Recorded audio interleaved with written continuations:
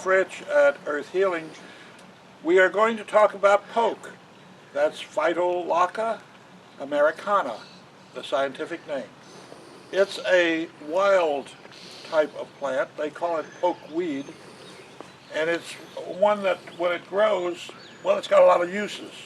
And that's really what we're going to talk about, because some people think it's poisonous to a degree in which they don't want to even come near it and touch it. So we're going to have to talk about the degrees of poke, its toxic characteristics, and be willing, because I admit that the root is extremely poisonous. Someone allowed his dog to lick a pokeweed and almost killed it. So I knew that the root is really bad. But then we have the plant, and the plant can be used for a number of things. And we'll talk about that over a period of time, because the people in Appalachia think of poke in terms of poke salad. We have it at a medium height, which you see is around 3 to 4 feet, and it usually will grow on up to 6 to 8 feet in height, along with some very beautiful red berries. And so we can think of poke then not only as something that you can eat or not eat, but something that has a berry that is both used as dye and also a berry that's used for different types of inks. We have, and of course people will use it for medicinal purposes too, and we'll talk about that later. But the poke can be used as food, but it's also an ornamental, because this is a very beautiful plant. At the Nature Center where I was for a number of years, a visitor came from the Philippines, and we had many other areas of interest that we thought she would. She went right over to the poke plant and said, "This is the most beautiful plant I've seen. What is it?" So that attracted her more than anything else we had at a nature center. And so what is it that poke has that's beautiful? It's that red color that when it goes on up and up becomes part of the stalk, and also the clusters of berries, usually about 30 in each cluster, and they will have about 10 or 12 of those clusters on a full-grown mature plant. And that is what really the person was interested in. And so the ornamental character of poke is really something that most people don't think about, because it's a weed, and a lot of farmers and others would think it's something that you want to cut out and destroy. In fact, I had to tell the lawn person who was mowing in this area, and who at the first time moved through and cut it off, I said to him, "No, save it. It's my great valuable poke supply." And you'd say, "Well, who started this?"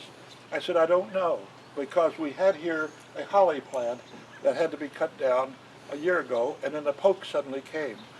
And they say that poke seed will last for years and years. And so all I can say is sometime way back there, we had the poke plant that was here before we had a holly that it was full grown while I was here, so it must have been 10 or 20 years, and that these have all come up without any seeding, deliberate seeding on my part." So poke is here. It's in Appalachia. It's also in all the eastern part of the United States. Only the northern tier of states, along with maybe the Rocky Mountains. Those were the only places where poke doesn't really grow. But the South is most known for it, the South and Southeast.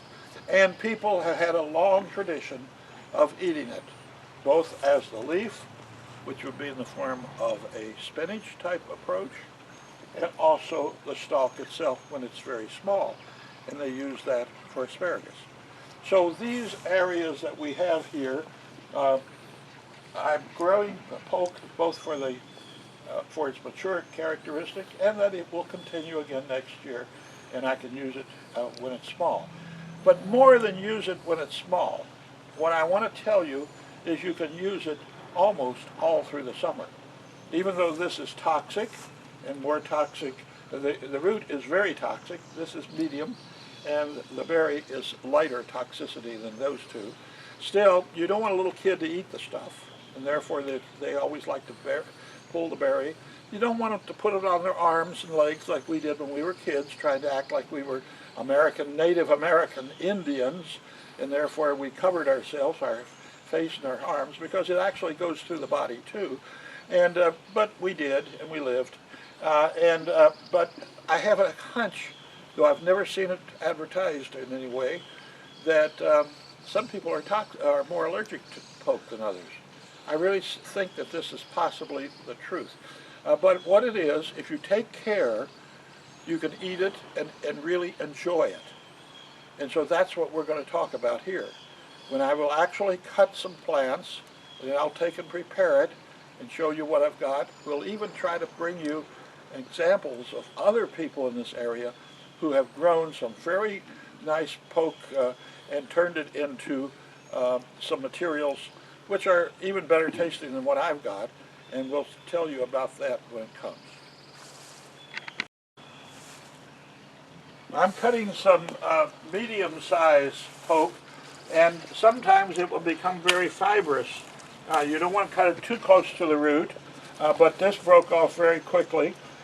We can feel as to whether it is too fibrous, and of course you can't boil it down.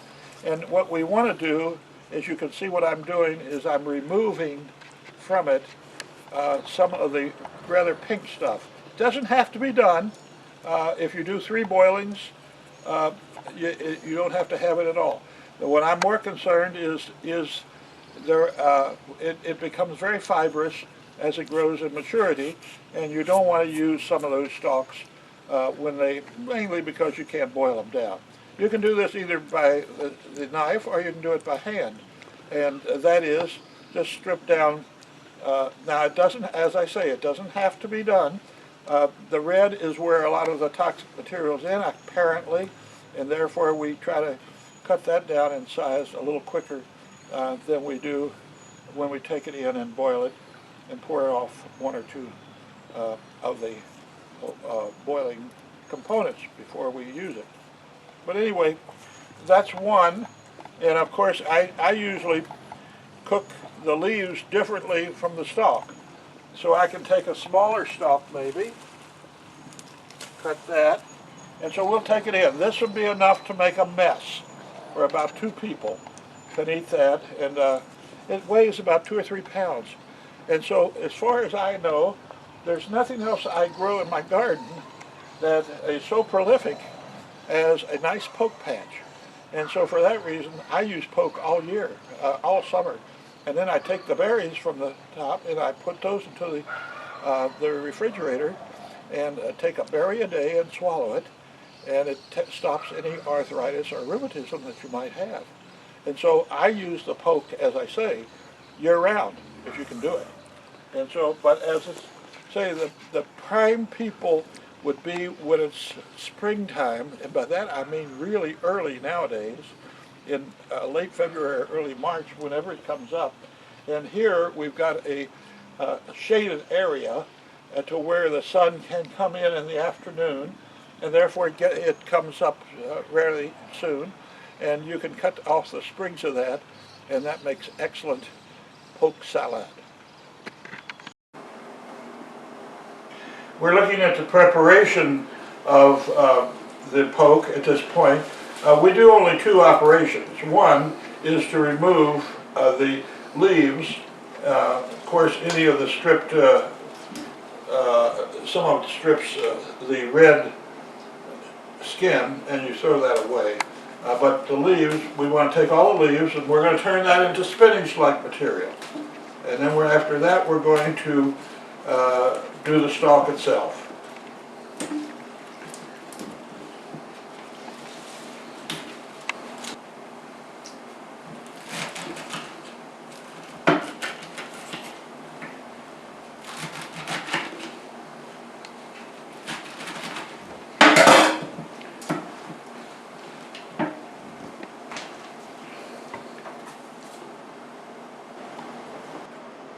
We are now boiling the leaves and preparing the stalks, and in both cases we are using 2 water boils, poured off, drained, and then on the after the third one we will go ahead and prepare a material to be eaten.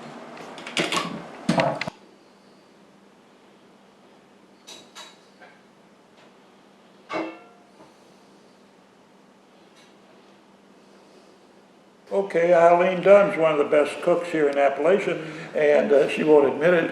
But anyway, she has used this poke in different ways, and here it looks like a hamburger. And she's put a number of items into it. I've tried to repeat, and I do not do a good job. But Eileen, will you tell us how your recipe for this? Well, I take the poke and wash it good, and then chop it up fine as I can. Then I put some breadcrumbs in it, and a little flour, egg, and a little salt and pepper.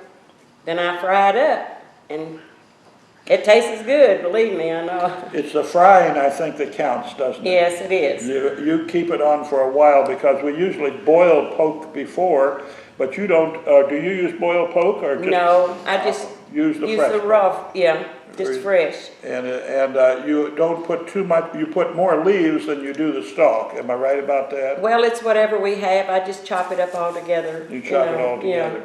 And then you fry it, but you fry it for a few moments, and it's I do. Fairly high temperature, isn't it? Well, it's about medium, or just a little bit more, but it's, okay. I don't want to make sure I get it done. Yeah. That's what it is. A few minutes, more like making a hamburger, isn't it? Yeah, just about it. It's really good. I thought you said to me that you put flour in it. I do. I put a little bit of plain flour in it, too. Mm-hmm. Good. It's a great recipe, folks, and so please use it, and we'll move on and talk more about our uses of this wonderful thing called poke. Thanks, Eileen. You're welcome.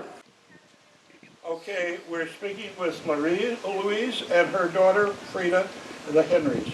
And now, this is a poke expert in her own way. So why don't you tell us how you fix your poke? I pull off the stem, you know. I take them in the house, wash them up good. Okay. And then usually put them in a skillet. She does a skillet. Yeah, I usually put a skillet. And then I get my poke and I kind of chop it up. And I put it in that skillet and I stir it just a little bit. You got some grease in the bottom? Grease in the bottom, just a little grease. Okay. And get that out. Sometimes I put an egg in. Okay. Sometimes I don't.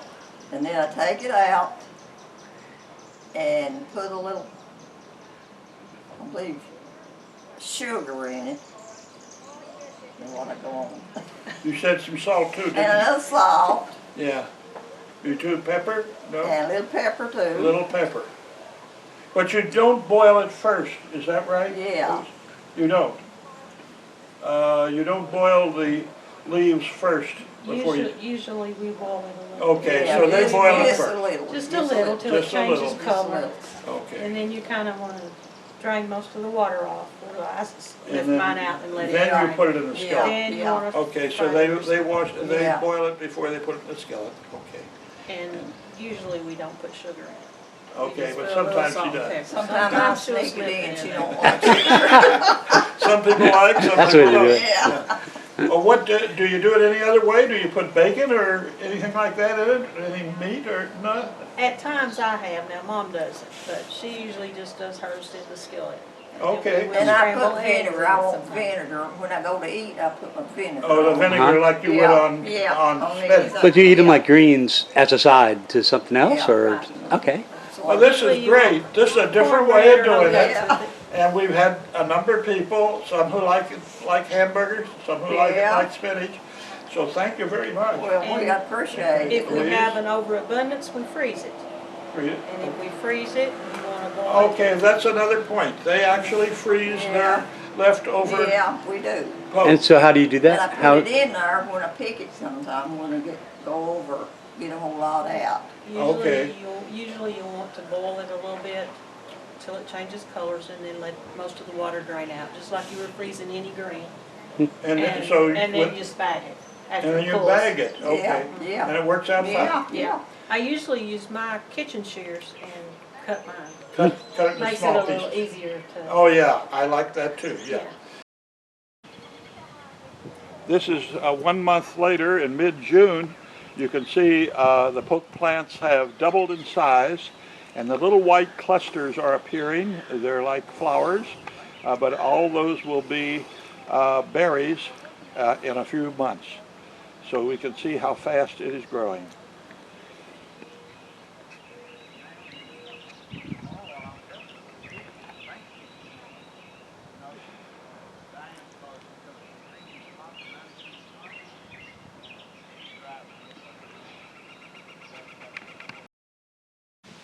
And this will conclude the many uses of the pokeweed.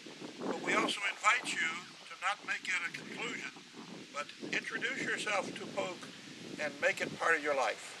Al Fritsch, Earth Healing.